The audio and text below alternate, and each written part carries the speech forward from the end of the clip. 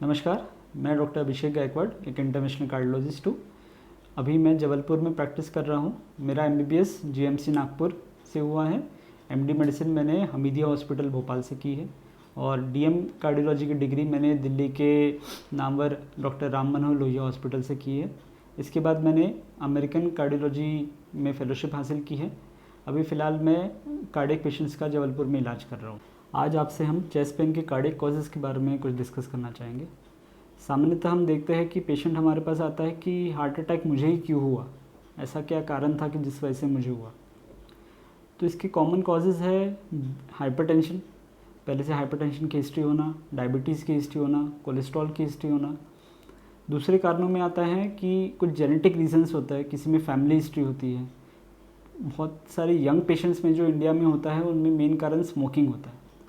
फिर हम देखते हैं कि हार्ट की वजह से जो चेस्ट पेन होता है वो दो तरह से प्रेजेंट कर सकता है। एक जिसको हम कहते हैं एंजाइना, जिससे पेशेंट ये कहता है कि मैं चलता हूँ या एक्सर्शन करता हूँ तब मुझे हैवीनेस होता है और मैं रुक जाता हूँ या रेस्ट करता हूँ तो वो ठीक हो जाता है।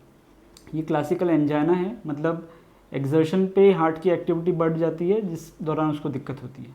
दूसरे प्रकार का जो हम सब जानते हैं हार्ट अटैक। हार्ट अटैक में भी 3 प्रकार के होते हैं। इनमें जो सबसे मेजर हार्ट अटैक है उसके ट्रीटमेंट के बारे में हम कुछ जानकारी आपसे साझा करना चाहेंगे। सबसे मेजर हार्ट अटैक में ईसीजी में क्लियर कट लक्षण आ जाते हैं कि इस मरीज़ को हार्ट अटैक पड़ा है।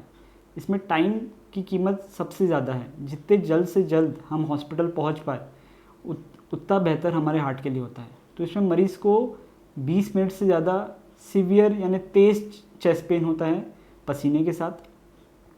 तो इस दौरान हमको कुछ खून पतला करने के टैबलेट्स, कुछ इंजेक्शन देने पड़ते हैं। फिर इसके बाद मोटा मोटा इलाज 2 तरह का होता है। एक होता है खून पतला करने के इंजेक्शंस, जिसको हम कहते हैं थ्रोम्बोलिसिस। इसमें आजकल काफ़ी आधुनिक दवाइयाँ आ गई जिससे काफ़ी अच्छा रिजल्ट आया है। दूसरा होता है एंजियोग्राफी और एंजियोप्लास्टी। तो इसके भी अलग अलग इंडिकेशंस होते हैं कि अगर आप ऐसे सेंटर पर नहीं पहुँच सकते जहाँ पर आपकी एंजियोप्लास्टी हो सकती है 2 से 3 घंटे के अंदर, तो आपने ऐसा खून पतला करने का इंजेक्शन लगा लेना चाहिए अपने नज़दीकी किसी कार्डियक सेंटर पे।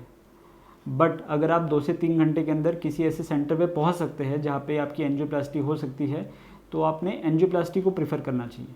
एंजियोप्लास्टी के रिजल्ट्स देखे गए हैं कि खून पतला करने के इंजेक्शंस के मुकाबले काफ़ी बेहतर पाए गए हैं।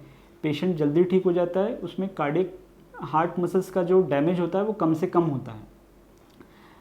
एंजियोप्लास्टी के बारे में भी काफ़ी सारी भ्रांतियाँ हैं। इस बारे में यह है कि इसमें कोई चीराफाड़ी नहीं होती, कोई बेहोशी नहीं होती।